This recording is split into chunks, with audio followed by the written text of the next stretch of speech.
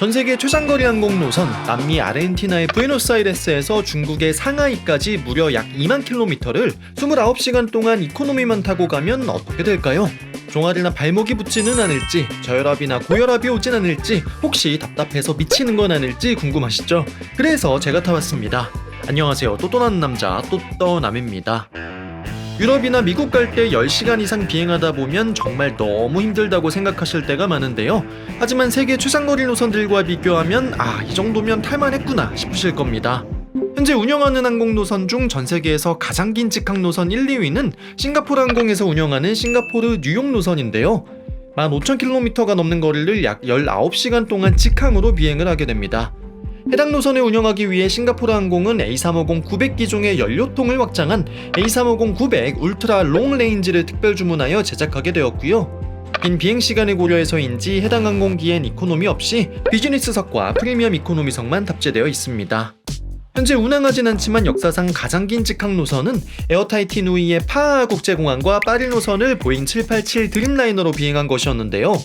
원래 미국 LA에 기착하여 가는 원스탑 직항 노선이었는데 코로나 당시 미국 기착이 불가능해지면서 탑승객을 150명으로 줄이고 한 번에 파리까지 15,715km를 비행하게 됐죠. 타이티는 공식적으로 프랑스령이기 때문에 역대 최장 국내선 타이틀도 해당 비행이 가지고 있습니다. 세계에서 가장 긴 직항 노선 3위는 카타르 항공의 도하와 뉴질랜드 오클랜드를 잇는 노선이고요. 4위는 호주 퍼스와 영국 런던을 잇는 퀀타스 항공의 노선인데, 퀀타스 항공이 추진하고 있는 호주 시드니, 영국 런던 직항 노선이 생기게 되면 전세계 최장거리 직항 노선 순위도 바뀔 예정입니다. 그리고 제가 탑승한 중국의 상하이 푸동과 아르헨티나의 부에노스아이레스를 잇는 항공편은 약 2만 킬로미터 길이의 노선인데요. 2만 킬로미터면 싱가포르 뉴욕보다 훨씬 긴데 라고 생각하실 수 있는데, 차이점이 있다면 해당 노선은 중간에 한번 기착을 합니다. 두시간 거리가 너무 멀기 때문에 중간에 기름을 넣기 위해 2시간 뉴질랜드 오클랜드에 들렀다 가는 것이죠. 그럼 결국 경유해서 항공기 2번 타는 거지 하나의 항공편이 아니지 않냐고 생각하실 수 있는데, 이렇게 기착을 하는 경우 분리된 두 구간의 편명이 똑같을 때에만 직항 노선으로 인정이 됩니다. 상하이 오클랜드 부에노스아이레스 모두 MU745편으로 비행을 하기 때문에 세계 최장 원스탑 직항 노선이 된 것이죠. 쉽게 말해 달리기에 100m 달리기와 110m 허들이 있듯 논스탑 직항 노선과 원스탑 직항 노선, 이렇게 종목의 차이가 있다고 보시면 됩니다.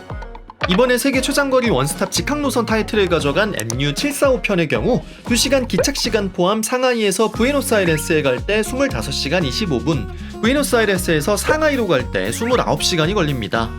하루 24시간 넘게 비행기에만 갇혀 있어야 되는데 이걸 누가 타냐고요? 제가 탔습니다. 저는 그 중에서도 비행시간이 더 긴 부에노스아이레스발 상하이행 무려 29시간 비행을 탑승했는데요. 그럼 지금부터 이 미친 비행 함께 해보실까요? 부에노스아이레스발 상하이행 MU746편은 새벽 2시에 미니스트로 피스타리니 국제공항에서 출발합니다. 제가 탑승한 12월 9일 항공편이 이 구간의 역대 두 번째 비행이었는데요. 아직 운항 초창기여서 그런지 관계자분들이 정말 많이 나와 비상근무를 하는 듯한 모습이었습니다. 중국 동바항공은 대한항공과 같은 스카이팀인 만큼 스카이팀 엘리트 등급을 활용하여 우선 체크인을 받으려고 했는데요. 직원분이 뉴질랜드 전자비자를 먼저 확인합니다. 맞네요. MU746편은 중간에 뉴질랜드 오클랜드에 기착을 하기 때문에 짧게나마 공항에 머물러야 하고 뉴질랜드 전자비자가 필요합니다. 미리 발급을 받지 않아서 순간 식겁했는데 다행히 신청과 동시에 거의 바로 승인이 나기 때문에 그 자리에서 신청하고 발급을 받았네요. 보통 우리가 경유편을 탈 땐 티켓을 2장 받는데요. 이번 비행은 중간 기착이 있지만 편명이 하나인 하나의 항공편이기 때문에 티켓을 1장만 받는 게 특이합니다. 체크인을 마친 후 출국장으로 가기 위해 한층 위로 올라가는데요. 머나먼 남미에서 보는 삼성과 LG의 콜라보, 가슴이 뜨거워지죠. 새벽 시간대인 만큼 사람이 거의 없어서 여유있게 보안검색까지 마치고 면세구역에 들어갔는데 공항에 프랜차이즈 매장이 엄청 많습니다. 프랜차이즈 매장만 따지면 정말 전세계 웬만한 공항보다도 많은 것 같았네요. 제가 이번에 29시간 비행이 예정되어 있다고 하니 주위에서 그렇게 비행하면 다리가 안 붓냐고 많이 물어보는 거예요. 생각해보니 저도 궁금해서 이번 비행에 앞방 레깅스를 챙겨왔습니다. 대신 한쪽만 신어서 과연 두 다리에 차이가 있을지 변화를 볼 거고요. 혈압 측정기도 챙겨와서 혈압의 변화도 지켜볼 겁니다. 드디어 탑승 시간이 다가오고 대한항공 모닝캄이다 보니 탑승도 먼저 하게 됐는데요. 29시간 비행을 앞두고 가장 먼저 비행기 타고 싶어하는 게 아이러니하죠. 중국 동방항공은 중국 국제항공, 중국 남방항공과 함께 중국의 3대 국영항공사인데요. 장거리 노선은 A350과 보잉 777 기종을 투입하고 있는데 오늘 탑승할 MU746편은 보잉 777-302R이 투입됩니다. 동방항공의 보잉 777은 가장 앞쪽에 1등석 6좌석이 있는데요. 1D, 1H 중간 2좌석이 비어있는 게 좀 신기하죠. 뒤쪽에 180도 풀플랫 비즈니스석이 121배열로 52석, 그리고 이코노미 258석이 343배열로 총 316석이 탑재되어 있습니다.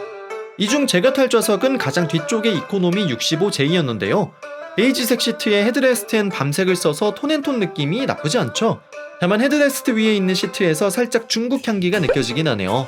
좌석간 간격은 32인치, 좌석 너비는 17.05인치인데요. FSC 항공사 이코노미석 치고 앞뒤 간격이나 좌우 간격 모두 예전 이코노미 기준 아주 많이 좁고 요즘 이코노미 기준에도 꽤나 좁은 정도이죠. 이슈가 되었던 대한항공의 닭장 이코노미의 좌석 간격이 33에서 34인치, 좌석 너비가 17.1인치였다는 걸 생각하면 중국 동방항공은 그보다 더 좁다고 보시면 됩니다. 앞쪽에 기내 엔터테인먼트용 모니터는 11.1인치인데요.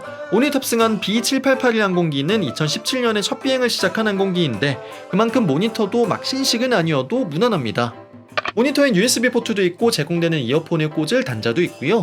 그 밑에 리모컨과 테이블도 있는데 테이블 위에 중국 문화재가 그려져 있는 건 되게 괜찮은 것 같네요. 여기 말고 기내 선반에도 비슷한 문화재 그림이 붙어 있었는데 기내 곳곳을 광고판처럼 사용하는 것도 유독 중국 항공사에서 자주 볼 수 있는 풍경입니다. 사실 29시간 비행을 앞두고 제발 노트북이랑 핸드폰 충전만 가능하게 해달라고 빌었는데 다행히 좌석 하단에 2개의 콘센트가 있네요. 앞쪽 주머니엔 멀미봉투와 기내 안전 가이드, 잡지와 와이파이 안내 등이 있었는데 중국 와이파이는 어차피 연결이 돼도 제한된 사이트가 너무 많아 딱히 이용하지는 않았습니다. 제공되는 물품으로는 쿠션감이 그다지 좋지 않은 베개 겸 쿠션이 있고요. 담요도 제공되는데 정말 얇아서 추위를 많이 타신다면 애초에 옷을 든든하게 입고 오시는 걸 추천드립니다. 기내 촬영을 한참 했는데도 옆자리에 아무도 타지 않아 내심 누코노미 당첨인가 기대가 됐는데요. 승무원분이 기내 소독을 할 때까지도 옆자리가 비어있는 걸 보니 럭키비키, 누코노미 당첨입니다. 다만 중간에 뉴질랜드에서 출발하는 승객이 탈 수도 있기 때문에 상하이까지 누코노미는 아니고요. 일단 부에노스아이레스에서 오클랜드까지 14시간 40분은 누코노미가 확정이네요. 원래 새벽 2시 출발로 예정이 되어 있었지만 항공기는 2시 20분부터 푸시백을 시작하고요. 드디어 29시간의 긴 비행이 시작됩니다. 항공기가 순항고도에 들어서고 1시간쯤 지났을 때 기내식 서비스가 시작되는데요. 아르헨티나 시간 기준 새벽 3시 반에서 4시 정도여서 기내식 먹기 사실 굉장히 부담되는 시간이죠. 승무원분은 서툰 한국말로 인사도 해주시고 굉장히 친절하셨고요. 중국 항공사 승무원분들 영어로 의사소통이 안 된다고 하는데 사실 기내에서 대단한 의사소통이 필요한 것도 아니고 저는 아직까진 한 번도 의사소통에 불편함을 느낀 적은 없습니다. 양식 소고기 요리와 중국식 치킨 요리 중 저는 중국식 치킨 메뉴를 주문했고요. 음료는 맥주도 있고 주스도 있었는데 저는 제로콜라를 시켰습니다. 중국식 치킨 요리는 치킨 외에 당근이나 브로콜리도 있고 꽤 괜찮았는데요. 아마 간이 진짜 세서 짠 거 못 드시는 분들께선 좀 힘드실 것 같았습니다. 샐러드라기보다는 코울슬로 느낌의 야채나 같이 나온 빵도 그냥 무난했습니다. 동방항공 이코노미 기내식은 각오 좀 해야 된다는 얘기가 하도 많아서 각오를 했기 때문인지 생각한 것보다는 먹을만 했고요. 크래커도 같이 주는데 치즈도 하나 같이 주면 좋지 않았을까 싶긴 했네요. 밥을 먹자마자 너무 졸려서 잤는데요. 밤비행이어서 그런 건지 눈 한번 감았다 뜨니까 4시간 반이 흘러가 있네요. 눈을 뜬 이유는 간식을 나눠줬기 때문인데요. 치즈 한 장과 양배추가 들어있는 빵, 이건 뭐 그냥 배고플까봐 챙겨 먹는 느낌이지 맛있기는 힘든 조합이죠. 아까 기내식 나올 때 안 먹고 쟁여둔 오렌지 주스까지 곁들여 먹어봤고요. 근데 먹다가 진짜 깜짝 놀란 게 가운데 좌석에 원래 아빠, 엄마, 딸 3분이 앉아 계셨는데 한 분이 없는 거예요. 알고 봤더니 아버님이 바닥에 누워 계셨던 거죠. 와, 진짜 비행 엄청 많이 해봤지만 처음 보는 풍경이어서 너무 놀라기도 하고 신기하기도 했습니다. 샌드위치를 먹고 혹시 다리가 부었을지 종아리 수치를 재봤는데요. 아직까진 변화가 거의 없네요. 혈압도 마찬가지고요. 뭐 이제 비행 시작이니깐 그럴 수 있겠죠. 다시 한번 풀플랜 누코노미에서 잠을 청해볼까요? 두 번째 기내식에 나올 때까지 3시간을 더 잤는데요. 누코노미 덕분이기도 하지만 일단 기본적으로 저는 비행기에서 참 잘 자는 편인 것 같습니다. 하지만 아무리 잘 자도 14시간 40분은 쉽게 가지 않죠. 일어나서 일도 하다가 양치도 하고 챙겨온 클렌징 티슈로 세수도 하고 주름 생기면 안 되니까 촉촉하게 수분크림도 발라줍니다. 기내 엔터테인먼트에 당구 게임이 있어서 해봤는데 이것도 꽤 재밌네요. 해보시길 추천드리고요. 뉴질랜드 섬이 지도에서 보일 때쯤 비행이 끝나기 직전 두 번째 기내식이 제공됩니다. 두 번째 기내식은 서양식 소시지와 계란 요리 또는 중국식 누들이었는데요. 제가 미국을 들렀다 와서 양식에 좀 질려 있어서 이번에도 중국식 누들을 주문해봅니다. 야끼소바 느낌의 두께감이 있는 중국식 면에 중국식 소스가 더해진 평범한 면 요리였고요. 빵은 항상 섭섭하지 않게 챙겨줍니다. 다만 좀 뻑뻑해서 제가 평소에 버터를 거의 안 먹는데도 이번엔 버터를 발라 먹었네요. 같이 나온 딸기 요거트는 굉장히 수분감이 없는 꾸덕한 요거트여서 심지어 뚜껑에 하나도 안 묻을 정도였는데요. 맛은 뭐 괜찮네요. 이번에도 기내식은 그냥 무난했는데 대신 양은 좀 적은 느낌입니다. 먹고 자고 하다 보니 13시간이 넘게 흘렀고요. 뉴질랜드 땅이 보이기 시작합니다. 사실 뉴욕 갈 땐 14시간, 15시간 진짜 언제 가나 싶었는데 29시간을 각오하고 탑승하다 보니 생각보다 14시간이 되게 짧게 느껴집니다. 이런 걸 보면 뭐든 다 마음먹기에 달린 건 아닌가 싶네요. 예정된 비행시간보다 약 50분 빨리 13시간 52분 만에 오클랜드 국제공항에 착륙했는데요. 남미 승객분들만의 문화인지 도착 후 박수를 치시네요. 같은 비행기로 상하이까지 가야 되지만 일단 뉴질랜드 오클랜드에서 전승객이 내렸다가 다시 탑승하셔야 됩니다. 그리고 보안 검색을 한번 통과해서 다시 면세구역에 입장하는데요. 마저 비행을 마치기 위해 아까 제가 내렸던 게이트와 같은 게이트로 이동합니다. 부에노스아이레스에서부터 온 승객, 그리고 오클랜드에서 처음 탑승하는 승객이 섞여 있는데 탑승을 분리해서 진행하고 환승객 이름을 하나하나 지워가며 확인하네요. 티켓이 하나인 만큼 좌석도 아까와 똑같습니다. 긴 시간이 아닌데 기내 청소를 기가 막히게 해놨죠. 거의 새 비행기처럼 깔끔한 모습이고요.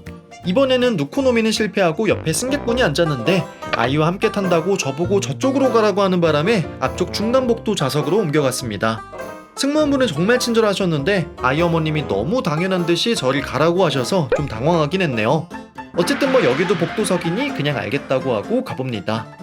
뉴질랜드 오클랜드에서 상하이 푸동까지는 12시간 20분이 걸리고요. 태평양을 쭉 타고 올라가는 항로입니다. 여러분, 비행기에서 세 번째 기내식 먹어본 적 있으신가요? 네, 세 번째 기내식 저는 먹었습니다. 사실 비행 중 기내식 먹는 시간은 굉장히 기대되는 시간인데 이것도 이제 세 번째 먹으려니까 좀 부담이 되네요. 호주 북부 해안을 날고 있을 때 제공된 세 번째 기내식은 치킨 라이스와 비프 누들이 있었는데 네, 선택지가 없어서 치킨 라이스를 먹었습니다. 이때부터는 제로 콜라도 다 나가서 없다고 하셔서 콜라도 그냥 콜라로 먹었네요. 소스가 넉넉하게 있는 치킨 라이스, 그리고 샐러드도 치킨이 올라가 있었고요. 빵도 종류가 바뀌지만 항상 제공이 되고 디저트는 케이크가 나왔습니다. 부에노스아이레스에서 올 때 먹은 기내식을 아르헨티나에서 수급받았다면 지금부터는 뉴질랜드에서 수급받은 기내식을 먹게 되죠. 맛은 뭐 이제 그냥 살기 위해 먹는다는 느낌이고요. 너무 느끼하길래 챙겨온 도리토스 한 봉지를 꺼내 먹었습니다. 그리고 또다시 시간과 정신의 방에 갇히는데요. 원래 계획은 이것저것 일도 많이 하고 못 봤던 영화나 영상도 좀 보려고 했는데 몸이 필요해서 그런 건지 자꾸 잠이 오네요. 보통 장거리 비행에선 이륙 직후 기내식 한 번, 중간에 간식, 그리고 착륙 직전 두 번째 기내식이 나오고 비행을 마치는데요. 특이하게 첫 번째 기내식이 나온 지 5시간 후 세계에서 두 번째로 큰 섬인 유기니 섬을 지날 때 두 번째 기내식이 나옵니다. 전체 비행 시간으로 따지면 절반 조금 지났을 때 나왔네요. 동방항공 이코노미 기내식이 맛이 뭐 대단히 없는 것도 아니고 그냥 평범한데 기내식 특유의 비슷비슷한 음식을 4끼 연속 먹다 보니 조금 힘들긴 했고요. 이번엔 돼지고기 누들을 선택했습니다. 햄이 올라간 샐러드는 채소 대신 감자 샐러드 느낌이었고요. 꾸준히 제공되는 빵, 네, 먹어야 합니다. 먹어야 건강히 비행을 마칠 수 있어요. 중간에 줄자로 종아리와 발목을 다시 재봤는데 29시간 비행 중 25시간이 넘은 시점에서도 뚜렷한 변화가 없습니다. 왜 저는 안 붙죠? 비행기가 필리핀 마닐라 상공을 날고 있을 때 또 한 번의 간식 샌드위치가 나옵니다. 이번엔 빵이 식빵이고 안에는 햄과 아주 약간의 야채가 들어있네요. 동방항공의 샌드위치는 안에 들어가는 속을 좀 더 늘리면 좋을 것 같습니다. 그래도 어찌저찌 시간은 흘러가고 승무원분들이 바삐 움직이시는 걸 보니 이제 곧 착륙할 예정인가 봅니다. 아르헨티나에서 새벽 2시에 출발한 비행편은 하루가 꼬박 지나고 5시간이 더 흐른 부에노스아이레스 기준 아침 7시, 중국 시간 기준 저녁 6시에 상하이 푸동공항 활주로에 접근을 시작하고요. 오클랜드 상하이 구간은 남미 탑승객분들이 없는지 따로 박수 소리가 들리진 않았는데 마음만큼은 제가 일어나서 박수를 치고 싶은 마음이었습니다. 29시간 비행을 해내다니 개인적으로도 정말 귀한 경험이었네요. 공항에 도착해서 종아리와 발목도 재봤는데 정말 수치가 똑같습니다. 수치적인 걸 떠나서 막상 타보니 제법 탈만했다는 생각이 들고요. 다들 디스크에 문제 생기거나 엉덩이 박살나는 거 아니냐고 걱정해 주셨는데 다행히 생각보다 멀쩡합니다. 무엇보다 언제부턴가 장거리 이코노미 하면 좀 겁이 나고 부담이 됐었는데 29시간 비행도 잘 마무리했으니 앞으로 웬만한 장거리 이코노미도 문제 없을 것 같다는 생각이 드네요. 그런 의미에서 올해에는 비즈니스 탑승기뿐만 아니고 이코노미 탑승기도 많이 올려보고자 합니다. 전 세계에서 가장 긴 원스톱 직항 노선 함께 비행해 주셔서 감사하고요. 저는 지금까지 또떠남이었습니다. 감사합니다.